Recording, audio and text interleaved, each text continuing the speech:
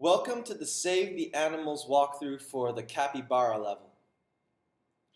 Before we go on, this walkthrough has major spoilers and may ruin the fun of figuring out the solution of this puzzle for yourself. The solution will be given in parts with pauses so you can watch until the part you're stuck on and stop. This is checkpoint 1. Looks like we're going to have to make a bunch of jumps. First of all, we're going to have to make a bunch of jumps. Let's count how many jumps the capybara will have to make before it gets to the crate. 1, 2, 3, 4, 5. 2, 3, 4, 5. Once it gets to the crate, it'll have to push it off. Once it's pushed it off, it will rise up the weight pad. Then it has to go the other direction to get to the next weight pad. Now let's count how many levels there are. There are 1, 2, 3, 4 levels. 1, 2, 3, 4.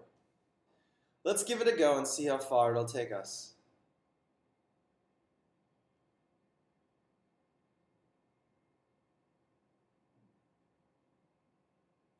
Looks like we're just missing one more jump.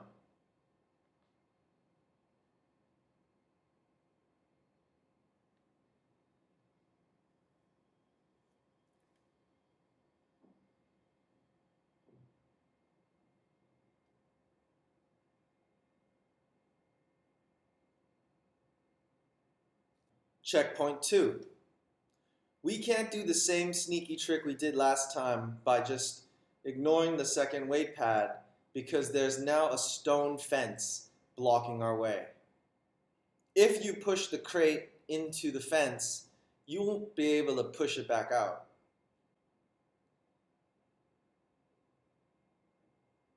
So the commands for the procedure will be run, jump, jump, turn, run, walk, turn, jump, jump.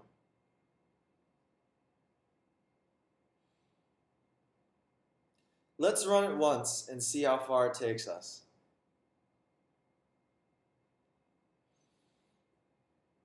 There's 1, 2, 3 of these. So let's call procedure 1 3 times.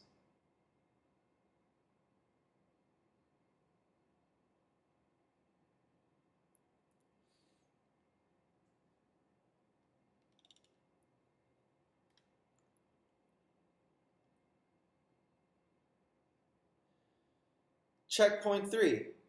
Now this looks a little tricky, but let's go through it step by step.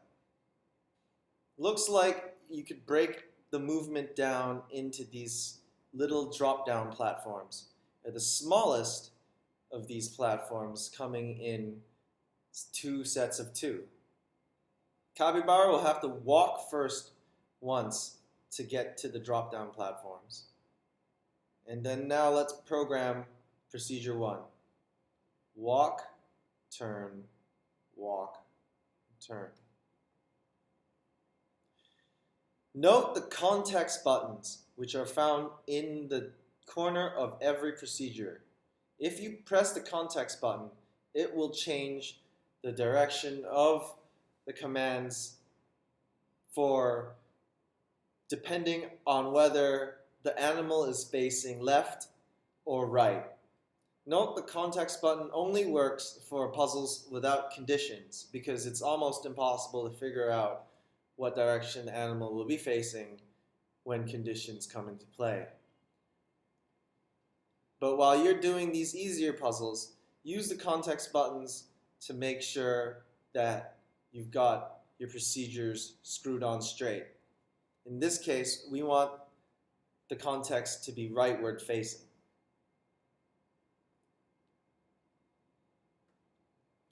Let's add P1 and see how far this will take us. Not very.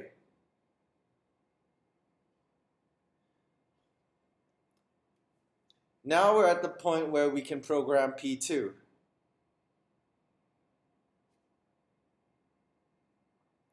It looks like what we have to do is drop forward one more platform by walking one space and then jumping.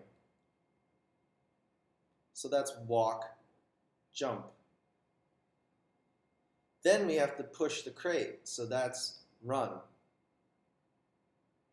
Let's change the context up to make sure it's facing the same direction we want. Here's a closer comparison.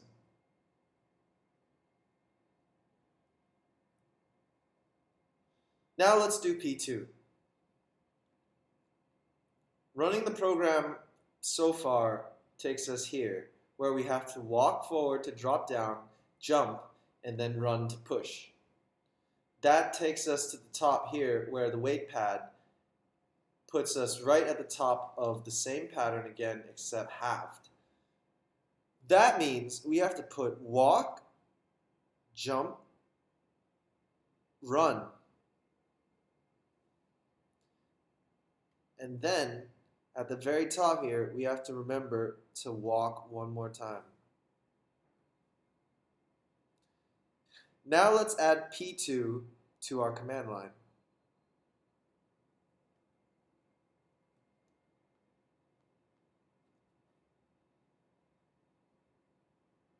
I've taken the liberty of filling out the rest of the main command line for you.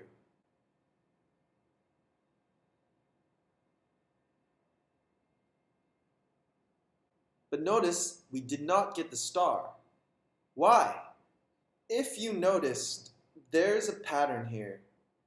P2 always follows P1. So that means we can probably eliminate two commands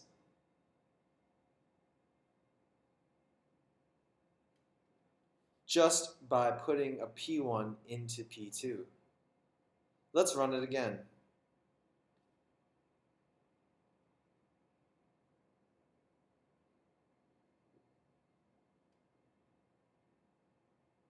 There we go.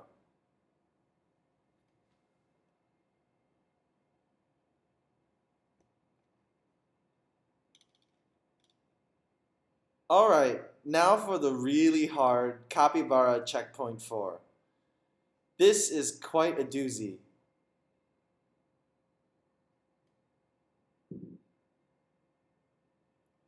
But let's break it down. Let's take a look at this first section. Doesn't it kind of look like that the capybara has to do the same thing twice?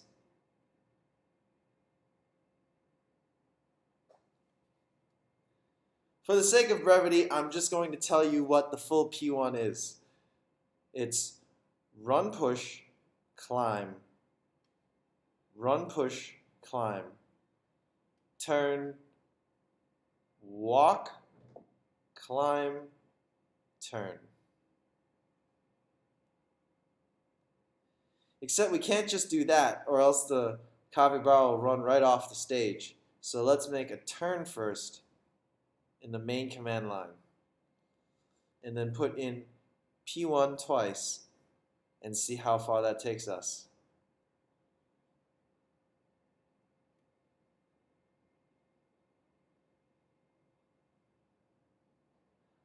Alright, now we're getting somewhere. Let's take a look at this next bit. Looks like we'll have to make a running jump. Now if you notice, the capybara is just facing the wrong way. So why don't we just put another turn?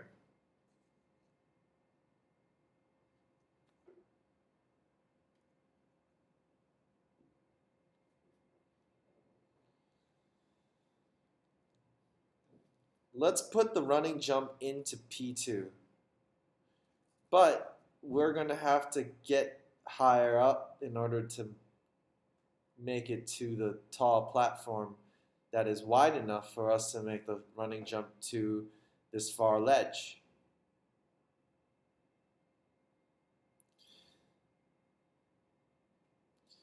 So what happens if we just put P1 and then a running jump?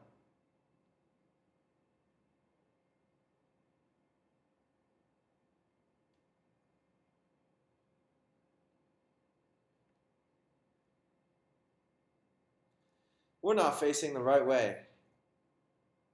Let's add a turn in between.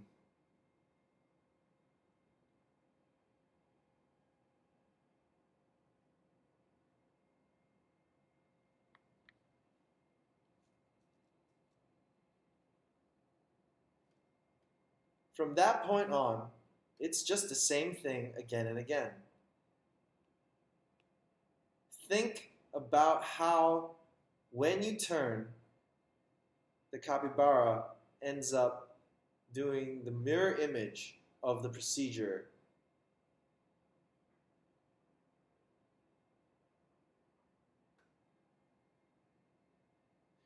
Here's the rest of the solution. Starting from turn P1, P1, turn P2. Add a P1, run, jump, turn, P1, P2, jump.